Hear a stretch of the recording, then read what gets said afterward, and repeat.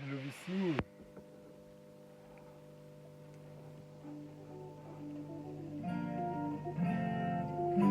So this is a video inspired by Jonas from SublimMedia. Finally a fellow Swede. He has a contest celebrating the 10 years of his VC activities. And he asked us to show a record you found in a record shop. Or more if you wanted, you know me. So there will be five records I bought in record stores. I'm pretty happy with for different reasons. The first one is this that we're listening to right now. This is on Soleil Masqué.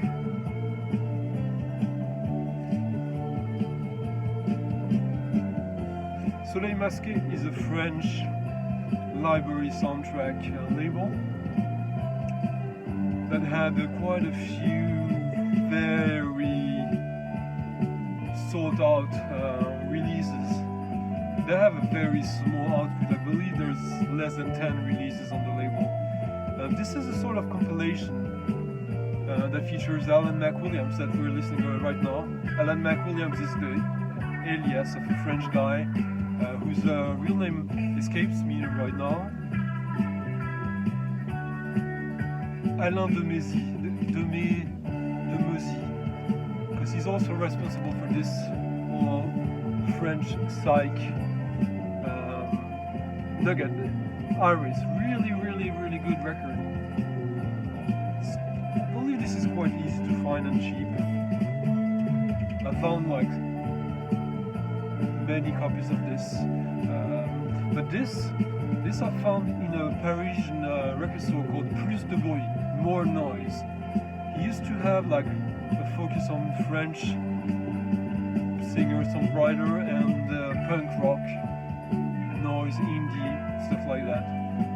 Lots of CDs as well, and everything was on the racks. And I used to go there every Tuesdays at the opening, early afternoon, as that was after his long weekend when he was like digging in record fairs, in brocante, cardboard sales, etc.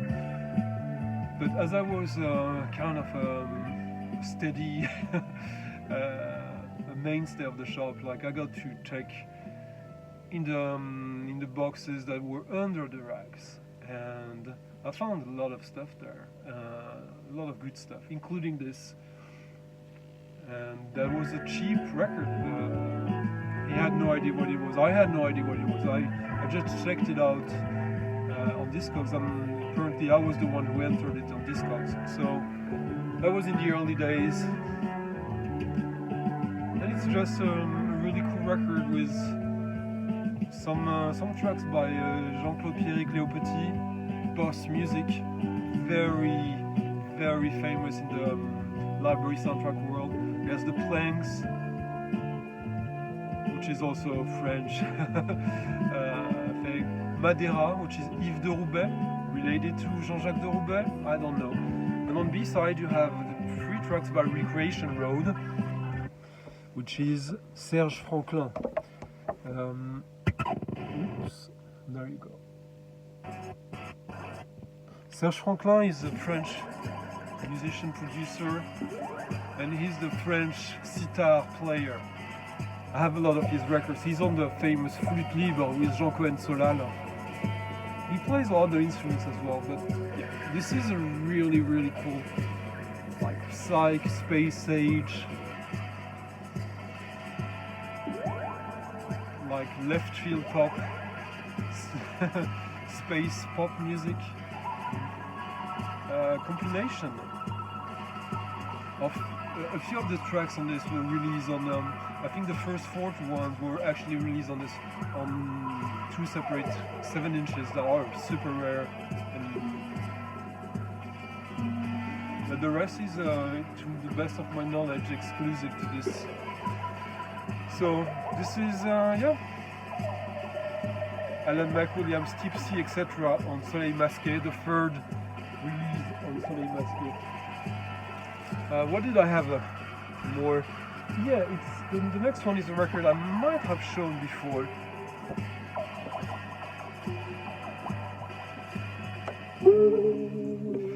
It's definitely one of my favorite records. This is a case, the first one is a record I found in a record store and I didn't know it existed when I got it. This one I was really much after. That was one of my big hits. Eddie Louis, French keyboard, organ, pianist, one of the best jazz musicians that came out of France. And this is an EP from early 83, limited to 1,000 copies. This is the only real issue of this. And this track, Taureau, Bull. So it's Eddie Louis on Fairlight, lean drums, Hammond B3, and help on Fairlight program by Olivier Bloch-Lenné. The lean drum is the drum machine that most people are aware of the sound because of Prince. That was his go-to drum sound.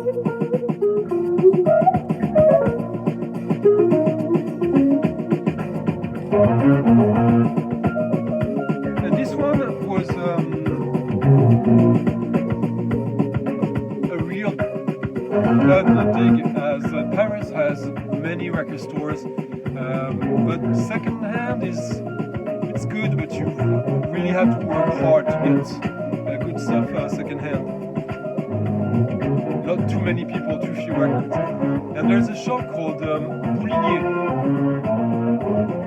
in Saint-Germain, Saint-Michel, which is huge, and they used to have tons of records, and every day it was filled with record diggers and dealers.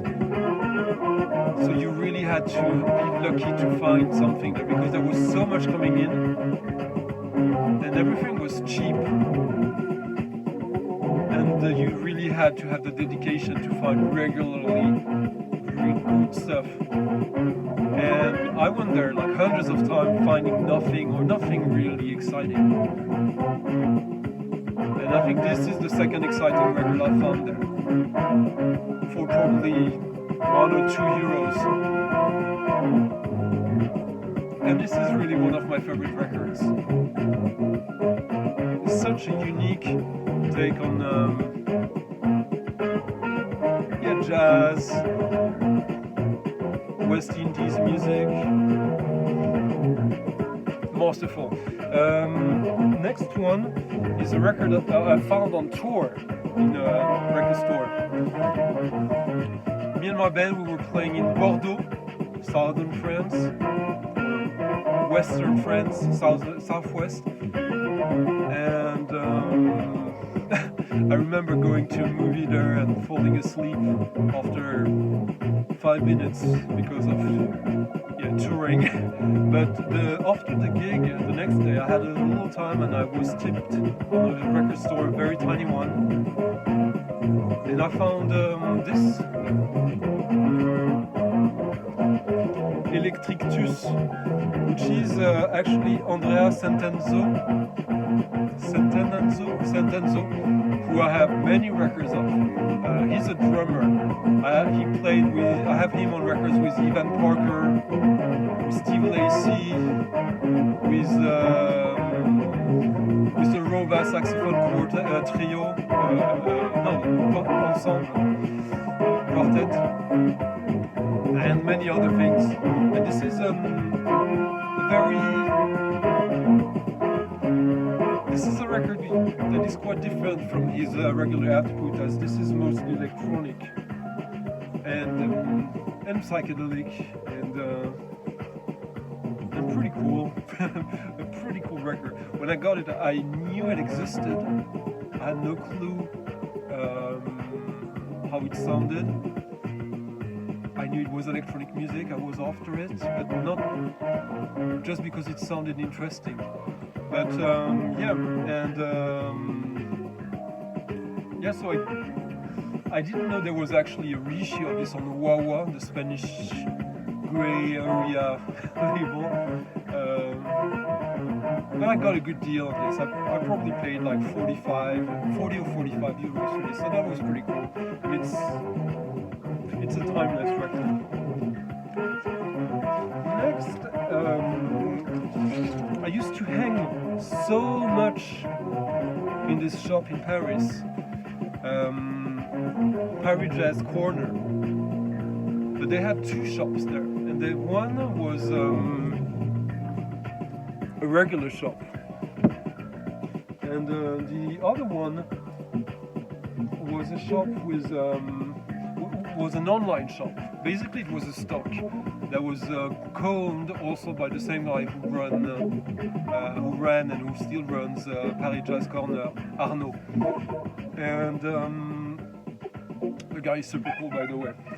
And the ParisJazzCorner.com, you could go there just to pick up the stuff you purchased there.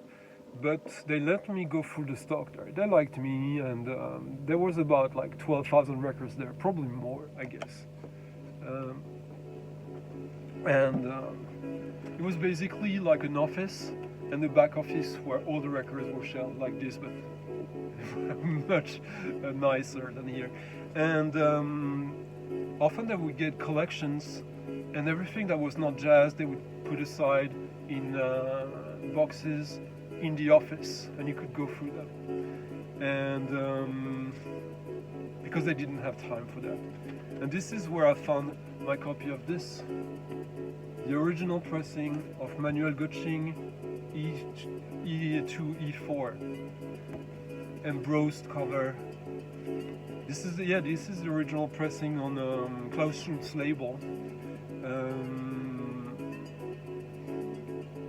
Manuel Gotching of Ashra Temple fame, and this is his first proper solo album, and this record is legendary. This is kind of one of, if not the main inspiration on the aesthetics of Detroit techno. So Manuel Gotching is a krautrock musician, but yeah, it's way more than that in his instance. He's not like Ashra Temple. Of course, there are some elements of psych crowd, but it's also very modern. And this record is. I was so lucky to find it there. I think it cost me 10 euros. I remember it, and at the time it felt, I didn't know if it was fair or not, but it was not that much. So I got it, and this is just marvelous. And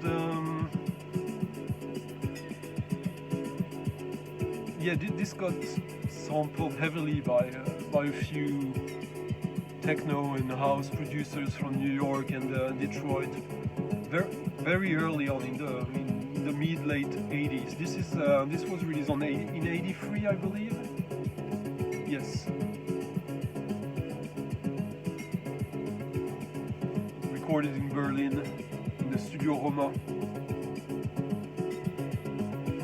And last one, something that is probably descendant of this, a record I also got in a record store in Paris, a record store I actually helped to launch, La Source, Xavier, who now is Dishonor.